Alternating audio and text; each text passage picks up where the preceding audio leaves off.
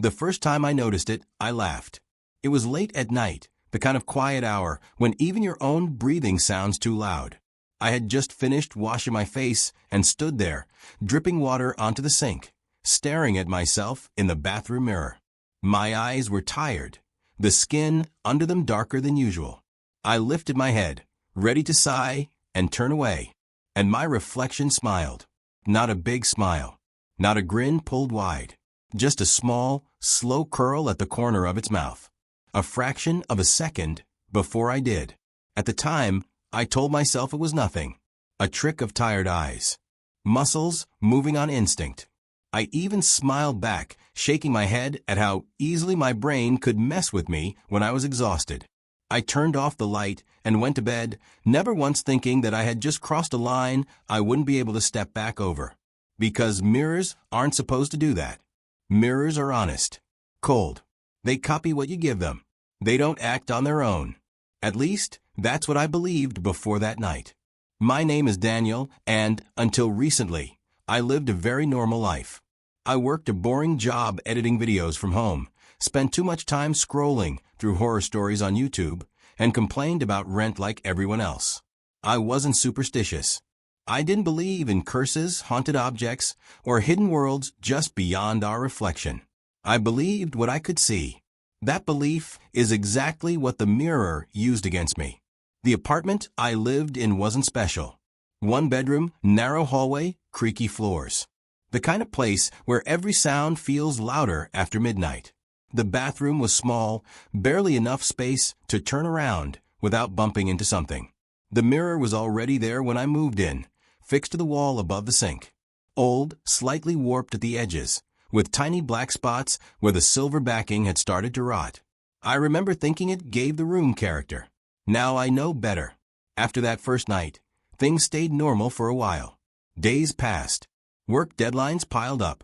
I forgot about the smile, pushed it into the part of my mind where strange moments go to be ignored. But once you notice something like that, you don't really unsee it. A week later, it happened again. I was brushing my teeth this time, foam dripping down my chin as I stared into the glass. My eyes flicked down for just a second, rinsing my mouth. And when I looked back up, the reflection was already watching me. Its eyes were locked onto mine, unblinking. And then, slowly, deliberately, it smiled. I froze. My hand tightened around the toothbrush. I could feel my heartbeat in my ears. I didn't move, didn't blink, didn't smile. I just stared. After a long, tense moment, the reflection copied me again. Its smile faded. Its face settled into the same neutral expression I wore. That's when fear crept in. Real fear. I leaned closer to the mirror, searching my own face for some explanation. A twitch. A delayed muscle movement. Anything that could explain what I'd seen. Nothing looked wrong. Still, that night, I slept with the bathroom door closed. From that point on, the mirror became impossible to ignore. Every time I passed it, I felt watched. Every time I caught my reflection, I wondered if it would move on its own again.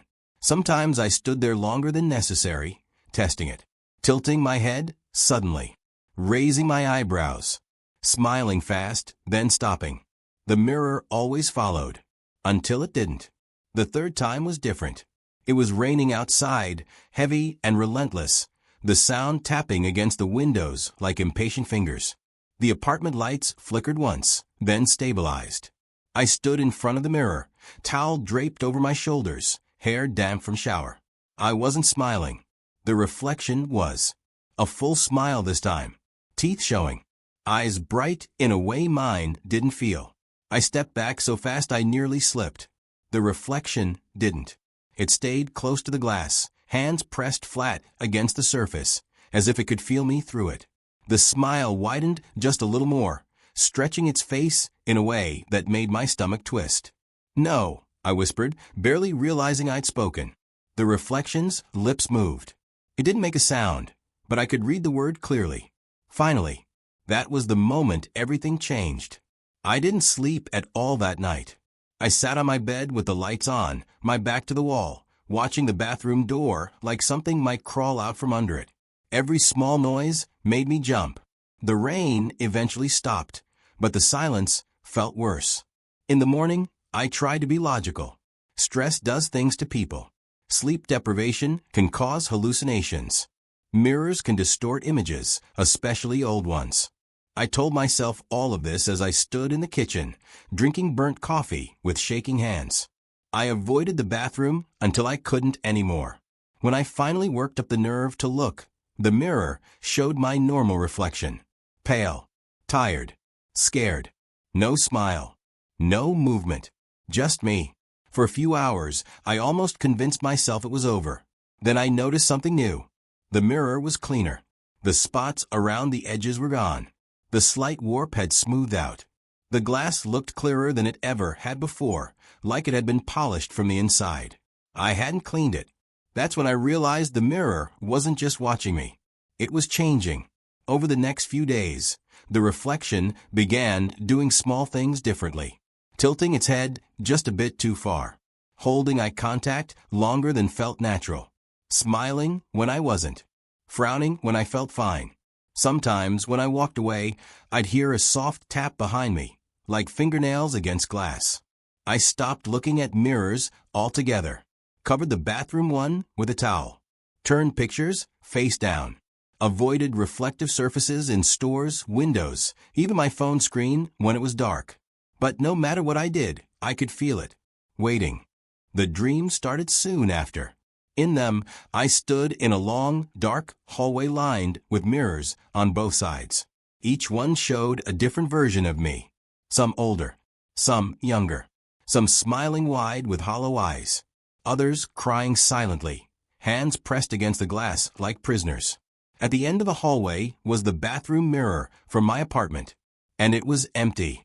I'd wake up drenched in sweat, heart racing, convinced I could still hear whispering. Soft voices overlapping, all speaking at once, all sounding like me. You're tired. Let me help. You don't need that body anymore. I tried to tell someone. That was my next mistake. I called my friend Marcus, someone I'd known since college. Practical, grounded, not the type to jump at ghost stories. I figured if anyone could help me make sense of this, it was him. I told him everything. The smiles, the dreams, the feeling of being watched by my own reflection. There was a long pause on the other end of the line. Man, he finally said, you need sleep. And maybe less horror content. I expected that response. Still, it hurt. Before we hung up, he laughed and added, Hey, if your reflection starts charging rent, then worry. That night, the mirror laughed too. I hadn't uncovered it. I was sitting on the couch, staring at a blank TV screen, when the sound came from the bathroom. A soft chuckle. Low. Familiar. My voice. I didn't move. The laughter grew louder, closer, until it sounded like someone standing just behind the door. I could hear breathing now. Slow. Controlled. Patient. The doorknob turned. I ran. I grabbed my keys, my phone, and bolted out of the apartment without looking back. I didn't stop running until my lungs burned and my legs shook. I spent the rest of the night in my car, parked under a streetlight, jumping at every reflection in the windows. In the morning, I went back with Marcus. He knocked first. Nothing. Inside, everything looked normal. Too normal. The bathroom mirror was uncovered, clean, reflecting the room perfectly. See, Marcus said. Nothing. I stared at the reflection. It stared back. And just for me, it winked. I didn't tell Marcus that part. I moved out that week. Different apartment. Different building. Different mirror. Or so I thought. Because wherever I go now, I see it. In store windows. In dark screens. In the black surface of turned-off TVs. Always watching. Always smiling just a little too early. And lately, it's been doing something new. It's been knocking. From the inside. Last night, as I brushed my teeth in my new bathroom, I felt that familiar chill crawl up my spine. I didn't want to look. I didn't want to know. But I did. The reflection wasn't smiling. It was stepping forward. Its hand pressed against the glass, pushing, warping the surface like thin ice about to crack. Its mouth opened. And this time, I heard the words clearly. It's your turn now. The mirror began to split, a thin, dark line crawling down the center like a growing smile. And just before the glass shattered, the reflection whispered something that made my blood run cold. Something it shouldn't have known. My real name. The sound of my name coming from a mirror didn't feel like a word. It felt like a hand closing around my throat. I stumbled back, hitting the edge of the sink, my heart slamming so hard I thought I might pass out. The crack in the glass stopped just short of spreading further, like it was waiting for my reaction. I didn't scream. I couldn't. My mouth opened, but nothing came out. Then the mirror went still. No movement. No smile. No warped glass. Just my reflection again, pale and shaking, eyes wide with fear. I stood there for a long time, trying to convince myself it hadn't happened. That I hadn't just watched my own reflection try to step into my world. Eventually, my legs started to hurt from standing, and the cold from the tile seeped into my feet. I turned away slowly, like sudden movement might trigger something, and left the bathroom light on when I went to bed. Sleep didn't come easy. Every time I closed my eyes, I felt like something was watching from the other side of the wall. I kept thinking about what the reflection said. Not just my name, but the way it said it. Familiar. Intimate. Like it had been using it longer than I had. Morning didn't make things better. I woke up feeling heavy, like I hadn't rested at all. My head throbbed, and my thoughts felt slow, foggy. When I checked my phone, I saw I had several missed notifications. Messages from Marcus. A voicemail too. I didn't listen to it right away. Instead, I sat on the edge of the bed and stared at my hands. They looked normal, solid, real. I clenched them into fists, feeling my nails press into my palms. I needed proof that I was still here, still myself. I finally worked up the courage to go back into the bathroom. The mirror looked harmless in the morning light. No crack. No shadows. No signs of what had happened the night before. I leaned in close, inspecting every inch of it. The glass was smooth, cold, perfect. "Why do you know my name?" I whispered. The reflection copied my movement, my words. Nothing more. I felt stupid talking to it, but also angry. Angry at the fear, at the loss of control, at the way my own face had become something I couldn't trust. I slammed the cabinet shut harder than necessary and left for work, hoping distance would quiet my thoughts. It didn't. All day, I kept seeing flashes of myself in dark surfaces. Computer screens, office windows, even the glossy surface of a coffee machine. Sometimes I swore the reflection lagged behind by a split second. Other times it looked amused. By the afternoon, I knew I couldn't ignore this anymore. I started researching. At first, I kept it light. Mirror superstitions, old folklore, urban legends. I'd grown up hearing small things, like not breaking mirrors, not staring too long into them at night. I never took any of it seriously. But now, those old warnings felt heavier. I read about something called mirror gazing, how staring into your reflection in low light can cause hallucinations. Faces distort. Minds fill in gaps. Some people claim to see other versions of themselves. Some claim to see things that weren't human at all. Then I found something that made my stomach drop. A short mention in an old forum thread, buried deep under comments and jokes. Someone had written about reflections that wake up before you do. Mirrors that don't just reflect, but observe. Mirrors that remember. They called them watchers. According to the post, watchers weren't created. They formed slowly, over time, fed by repetition. Daily routines, familiar movements, long hours spent staring into the same glass. The reflection learned, copied, improved, waited. The idea felt ridiculous. And yet, I couldn't stop reading. The person who wrote the post claimed that once a watcher knew enough about you, it could try to switch places. That it didn't want to hurt you. It wanted your life, your space, your ability to exist outside the glass. Most people in the thread laughed it off, said the writer needed help. The account was deleted shortly after. That night, I didn't turn the bathroom light off. I sat on my bed with my laptop open, replaying old memories in my head. Every time I'd stood in front of that mirror in my old apartment. Every late night. every distracted stare while brushing my teeth or washing my face. I thought about how often I'd complained to my reflection, how often I'd looked at myself and wished I could be someone else. The thought made my chest tighten. "What do you want?" I asked quietly, not sure who I was talking to. The mirror, of course, didn't answer. But something else did.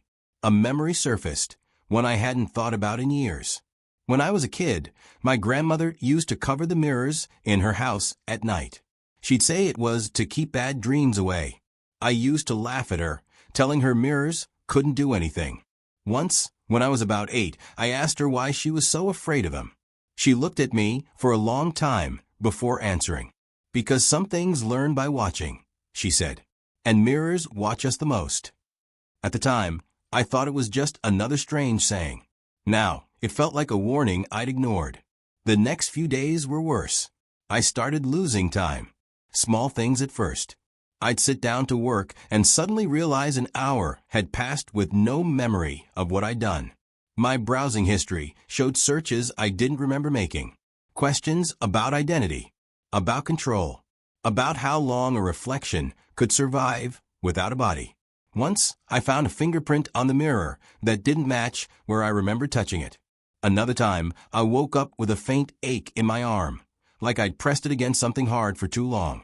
I stopped calling Marcus back. I didn't want to hear the concern in his voice.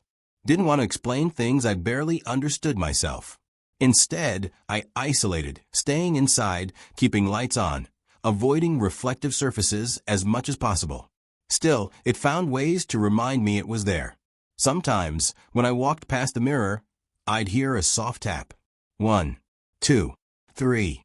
Sometimes, my reflection would mouth words without sound. "You're tired. You deserve rest. I can take over." The scariest part wasn't the fear anymore. It was the familiarity. The reflection knew my habits, my doubts, my regrets. It knew which thoughts would make me pause, which memories would make me hesitate. It spoke like me, thought like me, wanted things I had wanted in my weakest moments. And slowly, terrifyingly, I started to wonder if it was right. One night, as I stood in front of the mirror, exhausted and hollow, I noticed something new. The reflection looked healthier. Its eyes were brighter, its posture straighter. It looked like the version of me I always said I'd become someday. It smiled. Not first this time.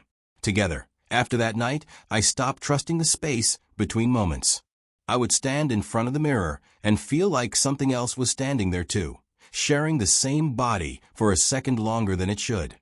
When I moved away, there was always that tiny fear that the reflection wouldn't follow this time, that it would stay behind, watching me leave, learning how I walked, how I breathed, how I hesitated before turning off the lights. I began testing myself in small ways. I'd change routines without warning, brush my teeth with my left hand, turn my head sharply just to see if the reflection would lag. Most of the time, it matched me perfectly, too perfectly, like it had rehearsed. But sometimes when I moved fast enough, I caught it correcting itself. Those moments were brief, but they haunted me.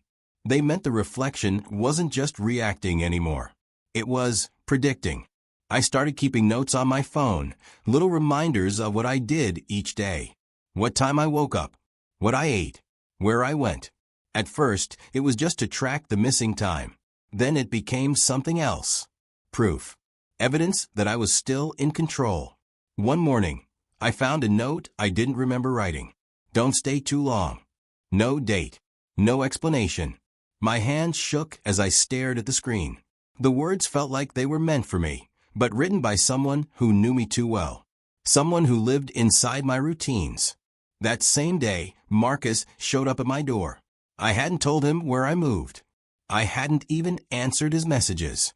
Seeing him standing there, looking worried and tired, hit me harder than any reflection ever had. For a second, I almost cried from relief. "You look terrible," he said, trying to joke, but his eyes kept searching my face, like he was checking for cracks. I let him in, keeping my body between him and the bathroom without really thinking about it. He talked while I made coffee, filling the silence with normal things. Work, traffic, a new video he thought I'd like. I nodded at the right moments, but my attention kept drifting to the hallway mirror. Marcus noticed. "Okay," he said slowly. "You're going to tell me what's really going on." I opened my mouth, then closed it again. "How do you explain that your reflection feels more real than you do? That something behind the glass knows your thoughts before you think them?" "I think I'm losing time," I finally said. "And I don't think I'm alone when it happens." He didn't laugh. That scared me more than if he had. "Daniel," he said, lowering his voice, "have you talked to anyone else?" "A doctor." I shook my head. He suggested staying with him for a few days. Getting out of the apartment. Being around people. The idea sounded good. Safe. But when he said it, my chest tightened in a way I didn't expect. The reflection didn't want me to go. I felt that clearly. Not as a voice or a thought, but as resistance. Like pushing against thick water. The longer Marcus talked about leaving, the heavier my body felt, like the apartment itself was holding me in place. "I can't," I said, surprising myself with how firm my voice sounded. "Not yet." Marcus studied me for a long moment. "You're scaring me," he admitted. I wanted to tell him everything. About the watcher. About the way the mirror smiled first. About the nights where I felt my thoughts drifting somewhere I couldn't follow. But the words stuck in my throat. What if it was listening? After he left, the apartment felt colder. That night, the dreams changed. I wasn't just watching anymore. I was inside the hallway of mirrors again, walking past versions of myself. This time, some of them moved, turned their heads as I passed, smiled knowingly. At the end of the hallway, the bathroom mirror stood open like a doorway. On the other side was my apartment, but it wasn't empty. I saw myself sitting at the table, typing on my laptop, moving with calm confidence. The version of me in the mirror looked settled, comfortable, like it belonged there more than I did. When it looked up, it saw me, and it didn't look surprised. I woke up with my heart racing and my jaw aching, like I'd been clenching it all night. When I checked the mirror, there was a faint smudge on the glass, right where someone might press their forehead, or their hand. I started wondering how long this had been happening, whether the mirror in my old apartment had been the first, or just the one that finally woke up. I thought about all the reflective surfaces I'd passed in my life, all the versions of myself I'd left behind in glass. What if this wasn't rare? What if it was just unnoticed? The idea followed me everywhere. On the bus, in stores, in crowds where I caught glimpses of myself in passing windows. Each reflection felt like a question. Each one felt like it could be watching, waiting for enough familiarity to form. I noticed other people too. How often they stared at their phones, at mirrors, at themselves. How much time we all spent watching our own faces. That night, I heard a knock. Not at the door, at the mirror. Slow, careful. 3 taps, just like before. I stood frozen in the doorway, my reflection staring back at me with an expression that wasn't fear. It was patience. "You're getting tired," it mouthed. I shook my head. "You're not real." The reflection smiled softly, almost kindly. "You said that too," it whispered. At first, I felt a sudden wave of dizziness, like the room had tilted. For a second, I couldn't tell which side of the glass I was on. My reflection leaned closer, its hand pressing against the surface again. The glass bent slightly, warm this time, not cold. "You don't even notice when I help," it said. "The gaps, the rest. I keep things running." I remembered the missing time, the notes, the searches. "What do you want?" I asked. "To finish," it replied. "What you started." The knock came again, louder now. Somewhere deep in the apartment, something creaked, like pressure building in old walls. I backed away slowly, my heart pounding, every instinct screaming that this wasn't just in my head anymore. The reflection watched me retreat, its smile never fading. And for the first time, I saw something behind it. Not another reflection. A depth. Like a room that went on far longer than the space it should have occupied. Whatever was inside, that mirror wasn't just copying me anymore. It was preparing. And I had the terrifying feeling that I was running out of time to remember which side of the glass was mine. The feeling that followed me after that night was hard to explain. It wasn't panic anymore. Panic burns fast and loud. This was slower, heavier, like standing on thin ice and hearing it creak beneath your feet, knowing every step matters but still needing to move. I stopped trying to live normally. I took time off work, telling my boss I was sick. That part wasn't a lie. Whatever was happening to me had settled deep into my body. I felt drained even after sleeping for hours. Sometimes I'd wake up feeling refreshed, almost energized, and that scared me more than exhaustion. Those were the mornings when the mirror seemed especially pleased. I began noticing changes in my apartment. Small things at first. A chair slightly out of place. The bathroom light turned off when I was sure I'd left it on. Once, I found the mirror uncovered when I clearly remembered hanging a towel over it before bed. I started taking pictures. Every night before sleeping, I'd photograph the bathroom mirror, the towel, the door, just to have proof of how things were supposed to be. In the mornings, I'd check them. Most of the time, they matched. Sometimes they didn't. One photo showed the towel folded neatly over the mirror. The next morning, the towel was on the floor. Another photo showed the bathroom light off. When I woke up, it was on. I couldn't shake the sense that the reflection was practicing, testing how much it could do without me noticing, how much control it already had. The worst part was how reasonable it sounded. "You're exhausted," it would say, its voice calm, almost concerned. "Let me handle things for a while." "I am handling things," I whispered back once, standing alone in the dark. The reflection tilted its head. "Are you?" That question stayed with me. I started to question my own memories. Simple things, like whether I'd eaten breakfast or locked the door. I'd find messages sent from my phone that I didn't remember typing. Nothing alarming. Nothing obvious. Just competent. Normal. As if someone else was filling in the gaps, smoothly. Marcus called again. This time I answered. "You disappeared," he said. "I came by yesterday. You didn't answer." I checked the time stamp later. I had been home. "I'm fine," I told him, though my voice sounded wrong even to me. Flat. Distant. "You don't sound fine," he said. "You sound like you're reading a script."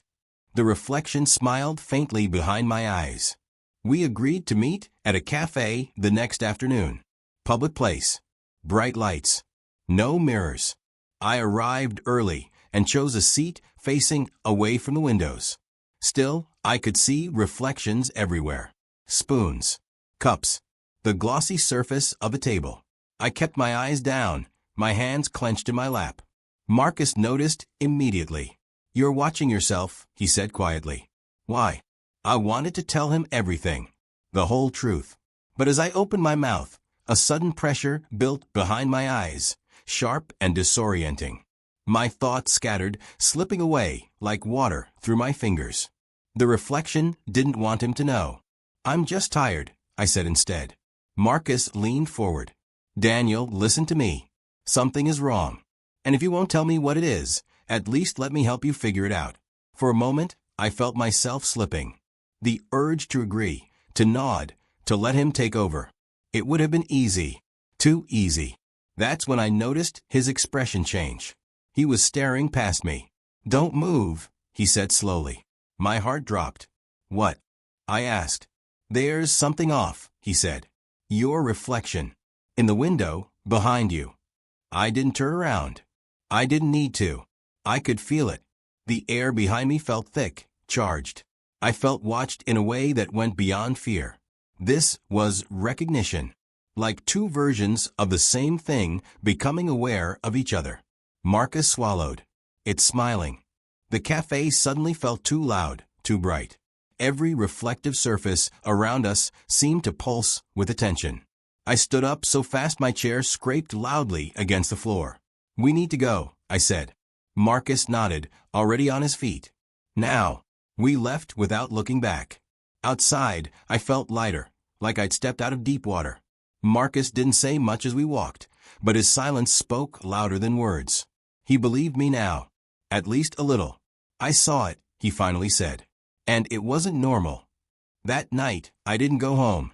I stayed at Marcus's place, surrounded by people, lights, noise. For a while, it helped. I almost felt human again. Almost safe. But the reflection didn't disappear. I saw it in the dark screen of his TV, in the microwave door, in the bathroom mirror, where it watched silently, its expression unreadable. "You can't hide," it said later, when Marcus had gone to bed. "You never could." I realized then that distance didn't matter. Location didn't matter. The mirror wasn't the source. I was. The reflection had learned me too well. My face. My thoughts. My weaknesses. And now, it didn't need a specific piece of glass to reach me. Any reflection would do. That understanding hit me harder than any fear so far. Because it meant running wouldn't save me. The next morning, Marcus told me something that made my blood run cold. "I checked on you last night," he said carefully. "You were awake, sitting on the couch. You told me you were fine." I stared at him. I was asleep. He shook his head slowly. "You looked right at me." That was the moment I understood how close we were to the edge. The reflection wasn't just preparing anymore. It was already stepping in. And somewhere between the missing time, the borrowed conversations, and the growing confidence behind the glass, I could feel the balance shifting. Like two versions of me pulling on the same rope, each waiting for the other to slip. That night, when I finally faced the mirror again, it didn't knock. It didn't smile. It just stood there, perfectly still, eyes locked on mine, as if waiting for a signal. As if waiting for me to make the final mistake. I didn't move. Neither did the reflection. We stood there, locked in place, the air between us heavy and tight, like a held breath that had gone on too long. My heart pounded, so hard it felt out of rhythm, like it was trying to warn me of something my mind wasn't ready to accept yet. "You don't have to be afraid," the reflection said calmly. That was new. Before, its voice always carried something sharp beneath the softness. Now it sounded steady, grounded. Almost reassuring. The kind of voice you trust without realizing why. "I'm not afraid," I lied. It watched me closely, like it was studying micro-expressions, tiny shifts in my face. I realized with a sick twist in my stomach that it wasn't guessing anymore. It knew exactly when I was lying. "You should be," it replied. "But not of me." The light above the mirror flickered once. Just once. When it steadied, something felt wrong. Subtly wrong. I raised my hand slowly. The reflection raised its hand too. But the timing was perfect. No delay. No correction. Too perfect. "Do you remember," it asked, "the first night you smiled?" I frowned. "You smiled first." The reflection's lips curved into something that wasn't quite a smile. "That's what you remember." My stomach dropped. A strange pressure built behind my eyes, like a headache forming too fast. Memories stirred, blurred at the edges. The bathroom in my old apartment. The tiredness. The mirror. I tried to replay that first moment clearly, but it slipped away from me like a dream dissolving after waking. "What are you doing?" I whispered. "Helping you remember," it said. "Or helping you forget. The difference is smaller than you think." I stepped back, bumping into the doorframe. The reflection didn't mirror that movement. It stayed exactly where it was, centered in the glass. That's when I noticed it. A mark on my neck. Faint. Red. Like pressure bruising. I touched my skin. The mark wasn't there. But in the mirror, it was clear as day. "You've been leaning against the glass," the reflection said gently. "For a while now." My breath caught. "That's not possible." "You fall asleep standing sometimes," it replied. "You always have." I shook my head hard, trying to clear it. "You're lying." The reflection's expression softened. "I don't need to anymore." I turned away, my chest tight, and paced the room. Every reflective surface felt alive now. The window, the TV, even my phone screen, dark and glossy in my hand. Everywhere I looked, I felt the presence of something watching, waiting. That's when my phone buzzed. A message from Marcus. "You okay? You just called me." I stared at the screen. "I didn't call you," I typed back. 3 dots appeared. Disappeared. Appeared again. "Yes, you did," he replied. "You sounded calm." Said you needed space. My hands went cold.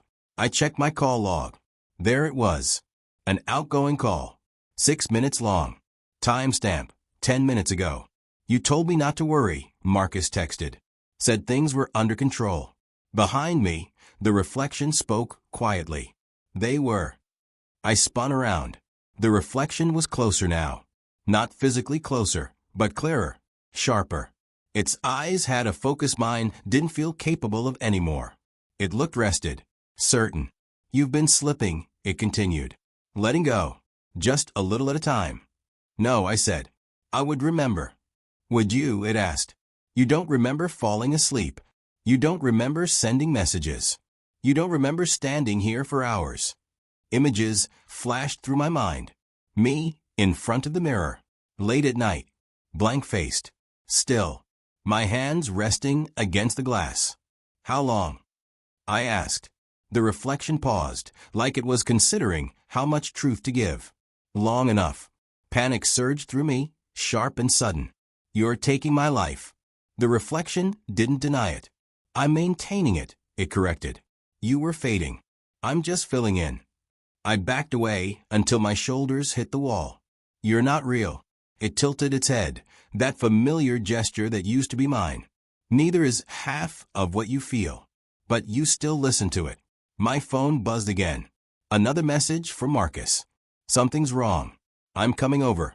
No, I whispered. The reflection's eyes flicked briefly toward the door. Then back to me. That won't help, it said. It never does. What have you done? I demanded.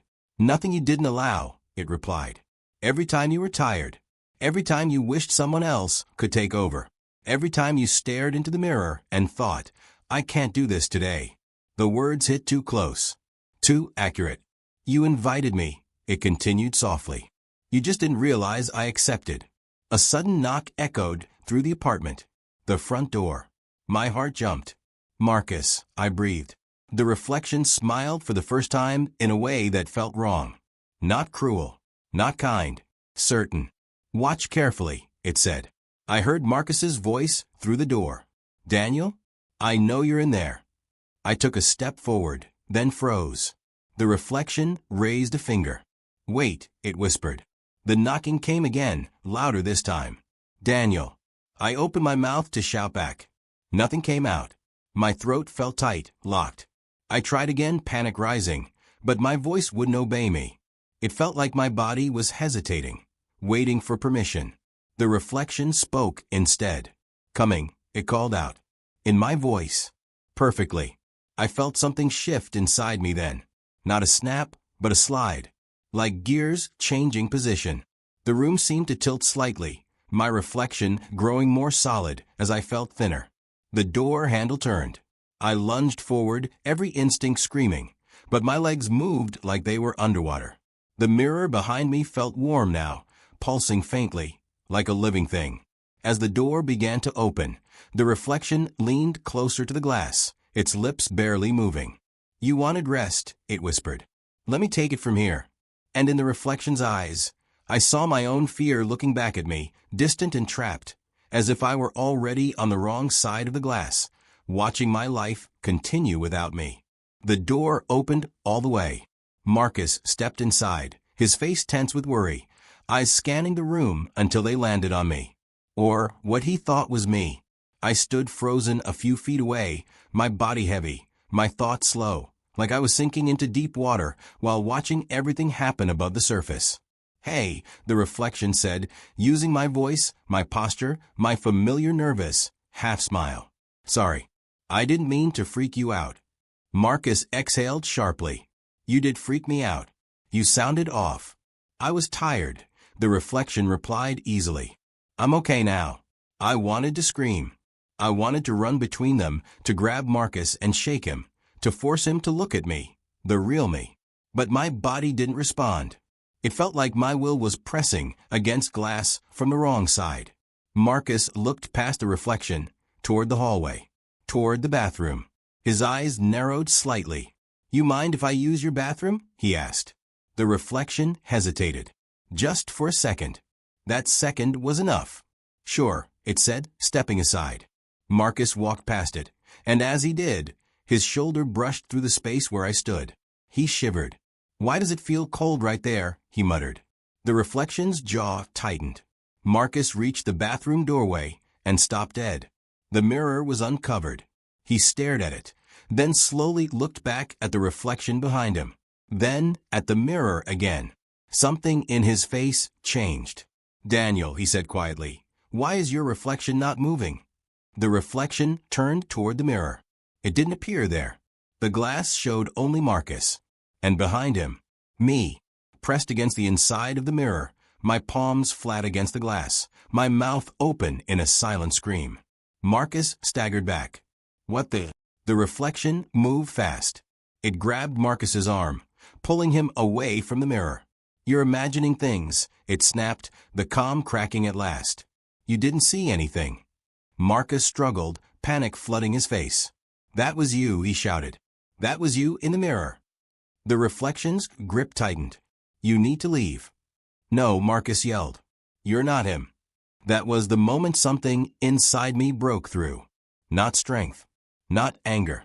Memory. I remembered every time I'd stood in front of a mirror, wishing I could disappear. Every time I'd thought someone else could do a better job being me. Every quiet invitation I'd extended without realizing it. And I remembered something else too. The reflection didn't create itself. It needed permission. I pressed my hands harder against the glass. "No," I said. And this time, I heard my voice. It echoed strangely, like it was bouncing through a long hallway. "You don't get to finish this." The mirror burned. Light spiderwebbed across the glass, cracks forming fast and loud, spreading from where my hands touched. The reflection screamed, a sharp, distorted sound that didn't fully belong to my voice anymore. "What are you doing?" it shouted. "You'll break us." "That's the point," I said. The mirror shattered outward. Glass exploded into the bathroom, shards skittering across the floor. Marcus threw his arms up and fell back against the wall. The reflection stumbled, losing its grip, its form flickering like a bad signal. I fell forward. Air slammed into my lungs. Pain lit up every nerve in my body as I hit the floor, solid and real. I gasped, coughing, shaking, my hands digging into broken glass and tile. The reflection screamed again, its shape collapsing inward, folding like a shadow pulled too close to light. Its eyes met mine one last time, filled not with anger, but fear. Then it was gone. The bathroom was silent except for my ragged breathing. Marcus stared at me, eyes wide, face pale. "Daniel," he whispered, "is it really you?" I looked down at my hands. Bloody. Shaking. Real. "I think so," I said. "We didn't stay in that apartment. I left that night with only what I could carry." The mirrors were covered, then removed. Marcus helped me find a new place, smaller, brighter, with no old glass and no strange history. I saw a doctor, a therapist. I told them everything, except the parts one knew no one would believe. Life slowly returned to something close to normal. The missing time stopped. The dreams faded. Weeks passed, then months. I began to trust my reflection again. Almost. One evening, much later, I stood in my new bathroom, brushing my teeth, watching myself in the mirror. My face looked healthier now. Less tired. More like the version I'd always hoped to become. I smiled. The reflection smiled with me. Perfectly in sync. I turned away, rinsed my mouth, and glanced back one last time before turning off the light. For just a moment, the reflection didn't move. It watched me, calm and patient. Then it smiled again. First, I didn't react that night. I didn't scream or run or cover the mirror. I just stood there, toothbrush hanging loosely from my fingers, my heart beating slow and heavy. I watched my reflection until it matched me again, until it blinked when I blinked and breathed when I breathed. Then I turned off the light and went to bed. Sleep came easier than I expected. That alone told me something important. The next morning, I woke up feeling clear. Not energized in that strange, unnatural way from before, but steady, grounded. When I looked in the mirror, my reflection followed perfectly. No delay, no smile, just me. Still, I didn't forget. Marcus stayed close after that. He didn't push me to explain everything, but he didn't disappear either. We talked more than we used to about small things about normal life.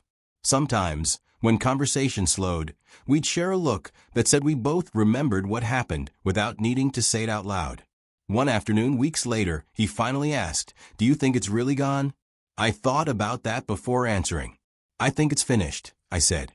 "Not gone. Just done." That seemed to satisfy him. As for me, I started putting the pieces together slowly. Not through research or late-night searching, but through quiet understanding. The reflection wasn't a monster in the way horror stories usually are. It wasn't summoned or cursed into existence. It grew. It formed where attention lingered too long, where self-doubt repeated itself day after day, where exhaustion and dissatisfaction created space for something else to step in. The mirror didn't create it. I did. Once I accepted that, the fear lost its edge. Responsibility is heavy, but it's also grounding. It meant the solution wasn't running or breaking glass or hiding from reflections. It meant paying attention to myself in a different way. I stopped avoiding mirrors. Instead, I changed how I use them. No more staring late at night when my thoughts spiraled. No more standing there empty, letting my mind drift away from my body. I looked when I needed to, then moved on. Mirrors became tools again, not windows. The final test came months later, unexpectedly. I was staying at a hotel for work, one of those quiet places with too many reflective surfaces. Elevator walls, bathroom mirrors, dark windows that showed your own face back at you no matter where you stood. That night, as I washed my hands, I felt it. That familiar pause. I looked up. My reflection looked back. Normal. Calm. But something behind my eyes tightened. Waiting. I leaned closer to the glass and said softly, "I'm still here." The reflection nodded. Not before me. With me. That was when I understood the last piece. The reflection never wanted to destroy me. It wanted to replace me because I kept stepping away from myself. When I stopped doing that, when I stayed present, there was nothing left for it to take. I finished washing my hands, turned off the light, and walked away without looking back. Nothing followed. Life didn't become perfect after that. I still get tired. I still doubt myself. I still have days where I wish someone else could take over for a while. But I don't invite that thought in anymore. When I catch my reflection now, I don't search its face for signs. I don't wait for it to move first. I treat it like what it is, a surface, not a doorway. Sometimes, late at night, I remember the hallway of mirrors for my dreams. I wonder how many versions of ourselves we leave behind in glass over the years. How many reflections hold moments we forgot. I think some of them stay empty. Some don't. But they only matter if we give them space. If you're listening to this story right now, maybe you've had a moment like mine. A second where your reflection felt wrong. Where it lingered too long. Where it seemed to know something you didn't. If you have, don't panic. Just remember this. Mirrors don't take what we hold on to. They only take what we leave behind. That night, before going to bed, I passed the bathroom mirror one last time. I paused just for a moment and met my own eyes. I smiled. The reflection smiled back. At the same time. And for the first time in a very long while, I felt completely alone in my body. Exactly where I belonged.